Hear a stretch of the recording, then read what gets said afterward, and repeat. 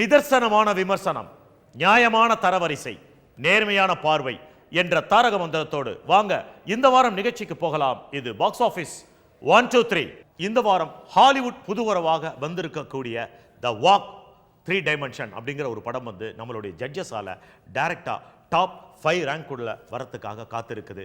அதை தவிர்த்து பார்க்குறப்போ இந்த தசரா ஹாலிடேஸை செலிப்ரேட் பண்ணுறதுக்காக வந்திருக்கக்கூடிய சில மிகப்பெரிய படங்கள் வந்து நேரடியாகவே டாப் 5 அப்படிங்கிற ரேங்க்ல நம்ம ஜட்ஜஸால ஒரு ஸ்பெஷல் ரிவ்யூக்காக காத்திருக்கு. அதை தவிர்த்து கடந்த வாரம் விட்டு போன ஒரு படத்தை தொட்டு செல்லலாம் அப்படின்னு பார்த்தோம்னா சிவப்பு அப்படிங்கிற ஒரு படத்தை எடுத்துக்கலாம். இந்த படத்தினுடைய இயக்குனர் சத்ய சிவா. இந்த படம் இவருக்கு முன்னாடி வந்து கழுகுன்ற ஒரு அருமையான ஒரு படத்தை பண்ணியிருக்கிறாரு. இந்த படத்தினுடைய ஓவரால் ஒரு ஒன்லைன் ஸ்கிரிப்ட் என்ன அப்படின்னு பார்த்தோம்னா, இலங்கையிலிருந்து நமது அகதிகள் முகாமுக்கு இங்கே வந்து இங்கிருந்து திருட்டுத்தனமாக ஆஸ்திரேலியா அல்லது கனடா என்கின்ற குடியேற்ற நாட்டுக்கு சென்று எப்படியாவது தங்களுடைய அடுத்த கட்ட வாழ்க்கையை துவங்கி விடுவோம் என்ற கனவுகளோடு அகதி முகாமில் இருக்கிறவங்க அங்கே இருக்கிற சித்திரவதை தாங்காமல் அங்கிருந்து தப்பிக்கிறாங்க. அப்படி தப்பிச்சு கனடா போகிறதுக்கு முன்னாடி அவங்க தற்காலிகமாக பணியாற்றுவதற்காக தன்னுடைய சர்வேகளுக்காக ஒரு சித்தால் வேலை மாதிரியான சில வேலைகளை செய்யக்கூடிய நிர்பந்தம் ஏற்படுது. அந்த இடத்துல சந்திக்கக்கூடிய பிரச்சனைகள், மோரோவர் இவங்க வந்து முகாமில் சந்தித்த சில பிரச்சனைகள், இதையெல்லாம் மீறி இந்த பிரச்சனை எப்படி சால்வ் ஆகுது, இவங்களை வச்சு மார்க்கெட்டிங் பண்ண நினைக்கிற சில பீப்புள்ஸ், அங்கே இருக்கிற இன்ஜினியராக நடிச்சிருக்கிற வெங்கடேஷ் எப்படி தவறான சில யுக்திகளை பயன்படுத்துகிறாரு. ஸோ ஒரு காலகட்டத்தில் இவங்க காட்டி கொடுக்கப்பட்டு அந்த பெண் வந்து சிறையில் அடைக்கப்படுறாங்க. அதை தொடர்ந்து கதாநாயகன் அந்த பெண்ணை வந்து அங்கிருந்து காப்பாற்றி கடைசியாக கொண்டு போனாரா அப்படிங்கிறாங்க. இதில் பேக் போனா வந்து இந்த கதையில் கதாநாயகனுக்கு அடுத்ததாக சொல்லணும் அப்படின்னு சொன்னால் ராஜ்கிரண் கதாபாத்திரம் ஒரு கோனார் கதாபாத்திரமாக பிரமாதமாக பண்ணியிருக்காங்க. ஓவரால் ஃபிலிம் என்ன கன்வே பண்ணுது, 1992 இங்கே ஒரு வித அசம்பாவிதம் நடந்ததுக்கு பிறகுதான் அவர்களுக்கான குடியுரிமை இங்கிருந்து ரத்து செய்யப்பட்டது. ஆனால் இன்னைக்கு கூட அகதிகள் முகாமில் ஒரு சராசரி தமிழ் குடிமக்களுக்கு என்னென்ன வசதிகள் கிடைக்குமோ அது அனைத்தையும் அரசாங்கம் செய்து கொண்டிருக்கிறது. இன்னும் சொல்ல போனால் அவங்க வந்து இலங்கையை விட மிக பாதுகாப்பாக நம்மளுடைய முகாம்களில் தான் இருக்காங்க. அதில் அங்கொன்றும் இங்கொன்றுமா சில சம்பவங்கள் நடந்திருக்கலாம். ஸோ அந்த ஏரியாவில் வந்து இயக்குனர் ரொம்ப கன்ஃபியூஸ் ஆகிருக்காரு. அதை தொடர்ந்து குடியேற்ற நாட்டுக்காக அவங்க திருட்டுத்தனமாக ஒரு பாஸ்போர்ட்டில் போகிறாங்க அப்படிங்கிற அந்த விஷயங்கள் எல்லாமே ரொம்ப இன்ட்ரெஸ்டிங்காக இருக்குது. அந்த படத்தினுடைய கதாநாயகனாக நடிச்சிருக்கிற நவீன் சந்திரா, இவர் ஏற்கனவே சரபம் அப்படிங்கிற படத்தில் நாயகனாக நடிச்சிருக்காரு. 2வது படம். 3வதா திரிபுர சுந்தரி அப்படின்னு ஒரு படம் நேரடியாகவே இங்கே வெளிவர காத்திருக்கு. அவருடைய போர்ஷன் ரொம்ப நல்லா இருக்கு. கதாநாயகிக்கும் கதாநாயகனுக்குமான காதல் காட்சிகள் வந்து ரொம்ப ரசனையாக இருக்கு. பட் இந்த ஏலியன் நேச்சர் எல்லாம் மீறி இந்த படத்தை பார்க்குறப்போ ஒரு உண்மை மட்டும் நமக்கு ஃபோக்கஸ் ஆகுது. இன்னும் இவர்களுக்கான தீர்வு வந்து சர்வதேக அரங்கில் வந்து நல்லபடியாக கொடுக்கப்படணும் அப்படிங்கிறது தான். ராஜ்கிரண் கதாபாத்திரம் ரொம்ப கனமான கதாபாத்திரம், ரொம்ப கண்ணியமான ஒரு கதாபாத்திரமா நமக்குள்ள வந்திருக்கு. பட் கன்னத்தில் முத்தமிட்டால், நந்தா போன்ற படங்களை கம்பேர் பண்றப்போ அந்த படங்கள்ல இருக்கிற இம்பாக்ட், அந்த ஈர்ப்புத்தன்மை இதுல இல்லாதது அப்படிங்கிறது ஒரு வெளிச்சம் போட்டுப்பட்டிருக்கும். உண்மையாக தான் நமக்கு தெரியுது. நம்மளுடைய பாக்ஸ் ஆபீஸ் 1 2 3ல டாப் 5 பொசிஷன்ல என்ன படங்கள் இருக்குன்னு பார்க்க போறோம். 5வது இடத்துல இந்த வாரம் இருக்கிற படம் மாயா. அஸ்வின் சரவணன் அவர்கள் இயக்கத்தில் வெளிவந்திருக்கக்கூடிய படம். நயன்தாரா வந்து இதில் கதாநாயகியாக நடிச்சிருக்கிறாங்க. ஆரி கதாநாயகனாக நடிச்சிருக்கிறாரு. நெடுஞ்சாலை படத்தில் நடித்தவர். படத்தை பற்றிய ஒரு டீட்டெயில் ரிவ்யூ நம்ம கொடுத்தாச்சு. அஃப்கோர்ஸ் நம்மளுடைய பாக்ஸ் ஆஃபீஸ் 1 2 3ல ஒரு அற்புதமான லாங் ஜர்னி எடுத்துக்கிட்ட ஒரு டைரக்ட் தமிழ் ஃபிலிமில் இந்த படத்தை மடக்கலாம். இந்த படம் வந்து ஒரு டெக்னிக்கல் எலிவேஷன் அதிகமாக கொடுத்துருக்கு அப்படிங்கிறத விட ஒரு படம் பார்க்கும் சராசரி ரசிகனுடைய தரத்தை உயர்த்தக்கூடிய ஒரு படைப்பாக இதை நம்ம பார்க்கலாம். பேய் படம்னா வழக்கமாக இருக்கக்கூடிய அந்த ஜீபூம்பாக்கள் எதுவுமே இல்லாத வேறு ஒரு வித்தியாசமான ஆங்கிளில் இந்த படத்தை நமக்கு ஓவராலே எலிவேட் பண்ணியிருக்கிறாரு. படத்தை இருவேறு விதமாக கலராக வந்து கொண்டு வந்திருக்கிறாங்க. ஒரு இயக்குனர், ஒரு சினிமாட்டோகிராஃபர், ஒரு ஆர்ட் டைரக்டர், ஒரு ப்ரொடியூசர், ஹீரோ, ஹீரோயின், இப்படி என்டையர் டீம் ஒன்றா சேர்ந்து ரொம்ப கடுமையாக உழைச்சி அதற்கான வெற்றியை சுவைச்சிருக்கிற ஒரு படம் தான் மாயா.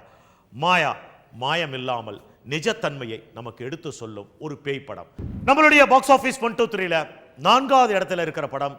சென்ற வாரத்துக்கு முந்தின வாரம் புதுவரவாக வந்து இந்த வாரம் 4வது இடத்தை பிடிச்சிருக்கிற படம் ருத்ரமா தேவி 3 dimension and also in 3D.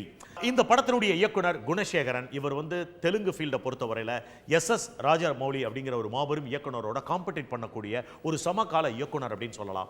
படத்தினுடைய மிக முக்கியமான ஒரு பொறுப்பை வந்து ஹேண்டில் பண்ணியிருக்கிறது. கதாநாயகனுக்கு பதிலாக கதாநாயகியாக வந்திருக்கிறது இதில் வந்து அனுஷ்கா. ராணா போன்ற கதாபாத்திரங்கள் உள்ள அப்பியர் ஆகிருக்கிறாங்க. பிரகாஷ் ராஜ் ஒரு முக்கியமான கதாபாத்திரம் பண்ணியிருக்கிறார். இதுவும் ஒரு சரித்திர கால பின்னணியில் வந்திருக்கும் படம்.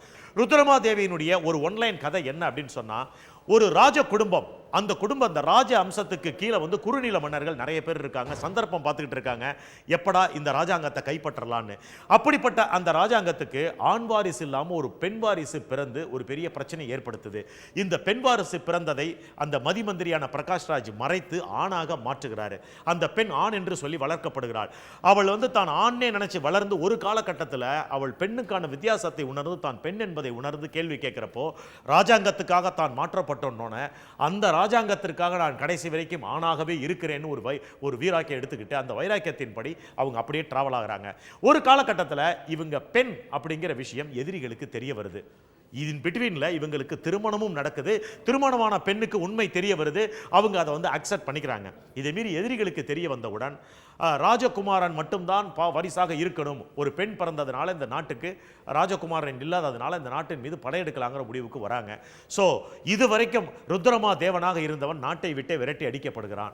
இப்போ எதிரிகள் எல்லாம் படையெடுக்கிறப்ப மக்கள் எல்லாம் வந்து ரொம்ப புத்தி வேதளிச்சு மறுபடியும் ருத்ரமா தேவியான நீங்க வரணும்னு சொல்லி கேட்க, ஸோ அந்த பெண்ணான ருத்ரமா தேவி ஒரு ஆண்மகன் போல வந்து வீரமா போரிட்டு எப்படி நாட்டை மீட்டு கொடுக்குறாங்க. இந்த படத்தில் உள்ள மிகப்பெரிய மைனஸ் என்ன அப்படின்னு சொன்னோம்னா, தமிழ் தெலுங்கு இரண்டுக்குமே காமனாக இருக்கக்கூடிய அனுஷ்கா என்ற ஒரு கதாபாத்திரம் படம் முழுக்க ஆணாக வலம் வருவதால் நம்மளால அந்த கேரக்டரை வந்து ரசித்து பார்க்க முடியல. அதாவது ஒரு சராசரி ரசிகனின் மனநிலையை இந்த படம் பூர்த்தி செய்யவில்லை. அதை தொடர்ந்து போர்க்காட்சிகள் எல்லாமே ரொம்ப அபத்தமாக இருக்கு. என்ன சிஜி, இப்போதான் பாகுபலி பார்த்தோம், புலிமாரி படங்கள் பார்த்துருக்கோம். ஸோ இது எந்த ஜானரில் சேர்க்கறதுனே தெரியல. அவ்வளோ தூரம் வந்து சிஜி வந்து ரொம்ப வீக்காக இருக்குது. இந்த இயக்குனர் குணசேகரன் இவர் வந்து ஒக்கடு போன்ற படங்களை வந்து கில்லின்னு தமிழை நம்ம மொழிமாற்றம் செய்து ஒரு மாபெரும் வெற்றியடைந்த படம்னா கூட இந்த படத்தை பொறுத்தவரையில் பெருசாக 3D வந்து இவங்களுக்கு கை கொடுக்கல. அண்ட் 2Dயில் வந்திருக்க அந்த படமும் வந்து ஒரு பெரிய இம்பேக்டை மக்களுக்குள்ளே கொடுக்கல. ஸோ இரண்டாம் பாதி இறுதியில் வர்ற போர்க்காட்சிகளில் முக்கியமாக ஒன்று சொல்லணும்னா, பிரேவ் ஹார்ட் போன்ற படங்களுக்கு ஒரு இன்ஸ்பிரேஷனாக இருக்கக்கூடிய படங்களில் இந்தியன் ரீஜ் லாங்குவேஜ் படமான ஒரு முக்கியமான படம் வந்து அபிமன்யு. அபிமன்யு படத்தில் வரக்கூடிய போர்க்காட்சிகளான கருட வியூகம், சர்ப வியூகம் இதில் காட்டப்பட்டிருக்கு. ஆனால் இதை விட அதில் தான் இம்பேக்ட் ரொம்ப அதிகமாக இருக்குது. ஸோ இவ்வளவு குறைகள் இருந்தாலும் கூட இந்த படத்தினுடைய எதிர்பார்ப்புக்கு ஒரே ஒரு காரணம் வந்து சரித்திர பின்னணியில் வந்திருக்கக்கூடிய மற்றொரு படம் அப்படிங்கிறது தான். அந்த எதிர்பார்ப்பை இந்த படம் வந்து கொஞ்சம் கூட பூர்த்தி செய்யலை. நம்மளுடைய பாக்ஸ் ஆஃபீஸ் 123ல 3வது இடத்துல இருக்கிற படம் புலி. படத்தை ஏற்கனவே நம்ம நிறைய இதனுடைய டீட்டெயில் சொன்னதுனால இந்த வாரம் வந்து படத்துக்காக கொடுக்கப்படுற கமெண்ட்ஸ் என்ன அப்படின்னா, இந்த படத்தினுடைய இயக்குனர் தன்னுடைய ஒவ்வொரு படங்கள்லையுமே ஒரு எக்ஸ்பெரிமெண்டல் பண்ணிகிட்டே இருக்காரு. அது 23ஆம் புலிகேசி ஒரு பீரியட் ஃபிலிம் அப்படின்னு சொன்னால் கூட அரையன் 305 கடவுள் வந்து அதிலிருந்து வேற ஒரு மாறுபட்ட கோணத்தில் அவருடைய சிந்தனையில் வந்த ஒரு படம் அப்படின்னு சொல்லலாம்.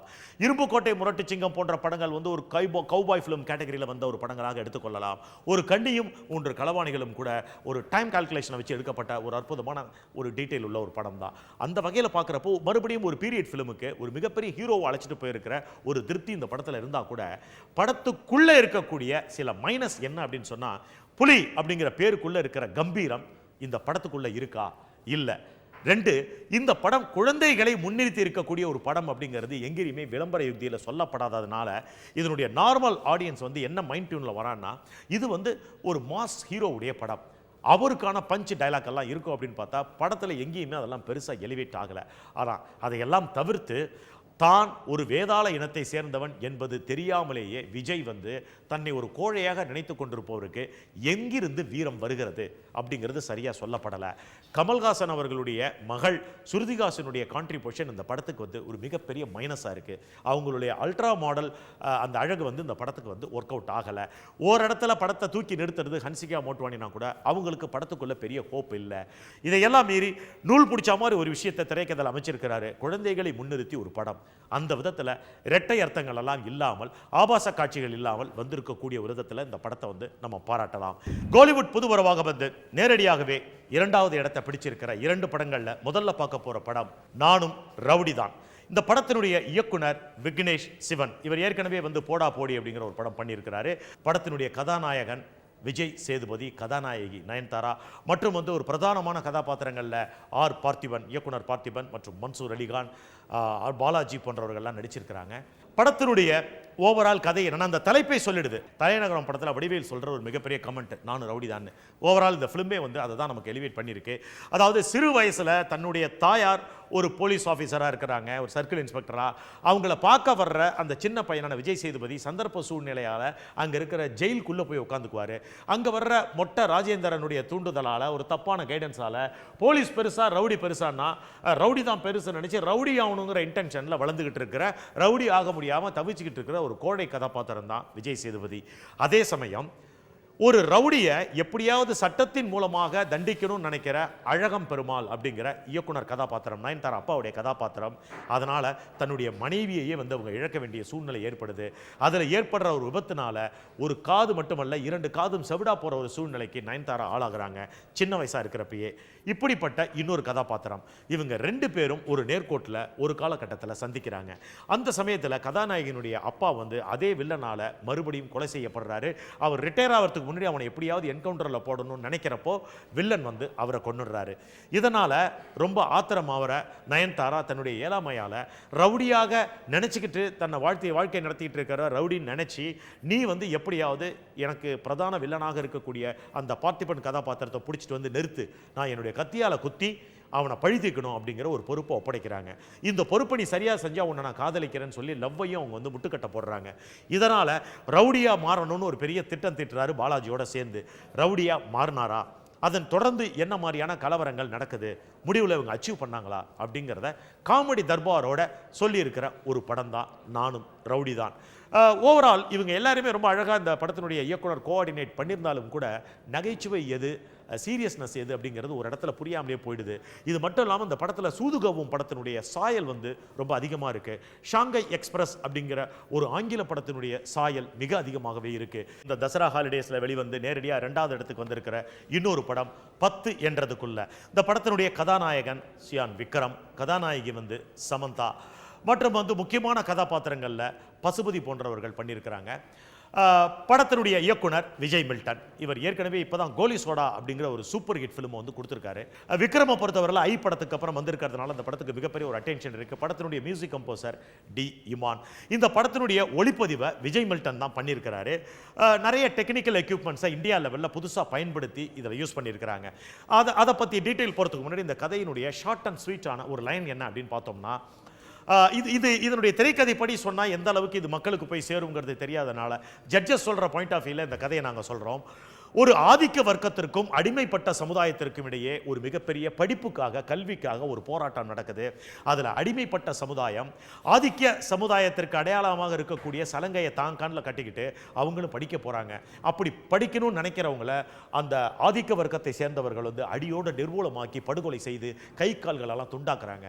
அப்படி ஒரு கொடூர செயலை செய்ததில் மிக முக்கியமான ஒரு பெண் வந்து இந்த படத்தினுடைய கதாநாயகியான சமந்தா.